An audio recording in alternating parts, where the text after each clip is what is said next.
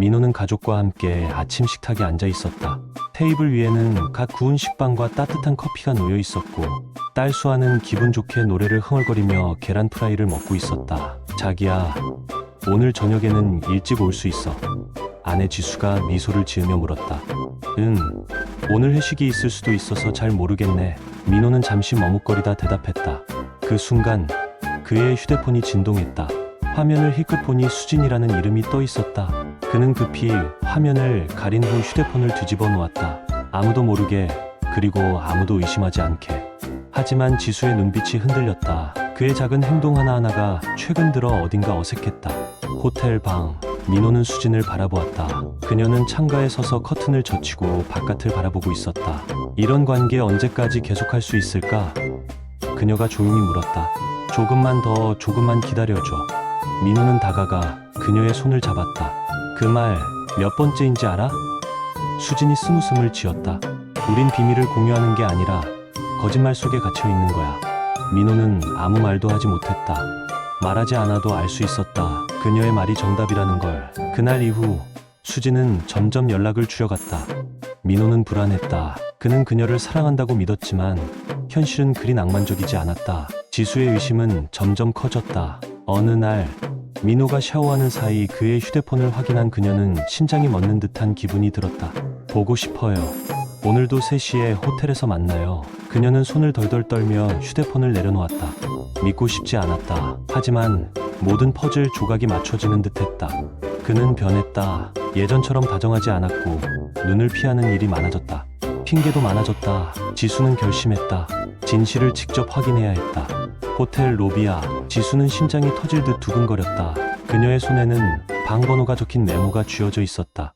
망설임 끝에 문을 두드렸다. 잠시 후 문이 열리고 그곳에는 민호와 한 여자가 함께 있었다. 수진이었다. 대체 이게 뭐야? 지수는 떨리는 목소리로 물었다. 민호의 얼굴이 하얗게 질렸다. 수진 또한 말없이 그를 바라볼 뿐이었다. 순간 모든 것이 무너졌다. 며칠 후 이혼 상담소에서 지수는 단호한 얼굴로 앉아 있었다.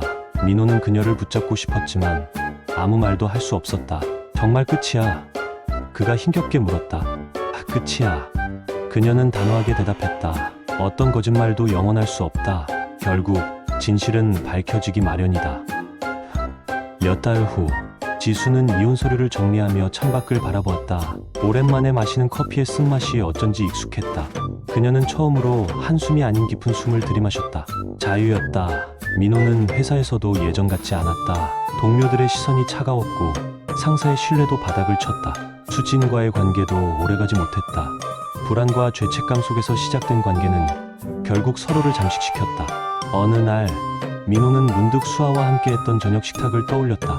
그곳엔 더 이상 그의 자리가 없었다. 그는 홀로 남겨졌음을 깨달았다. 지수는 마지막 서류를 챙기며 핸드폰을 들었다. 변호사님, 모든 절차 마무리됐나요? 그녀의 목소리는 흔들리지 않았다. 거짓말의 끝, 그리고 새로운 시작이었다. 1년 후 지수는 새로운 도시에서의 생활에 적응해가고 있었다. 그녀는 작은 꽃집을 운영하며 평온한 일상을 보냈다. 바쁘게 돌아가는 도심과 달리 그녀의 공간은 늘 꽃향기로 가득 차 있었다. 어느 날 가게 문이 열리며 수아가 활짝 웃으며 들어왔다. 엄마, 나 학교에서 상 받았어. 지수는 미소 지으며 딸을 안아주었다. 우리 수아, 정말 대단한데. 축하해. 민호는 한동안 연락이 없었다. 그는 결국 회사를 그만두었고 외로운 삶을 살고 있다는 소문만이 가끔 들려왔다. 그는 가끔 수아에게 전화를 걸었지만 딸은 어색한 목소리로 짧게 대답할 뿐이었다. 어느 날 민호는 홀로 술잔을 기울이며 자신의 선택을 되돌아보았다.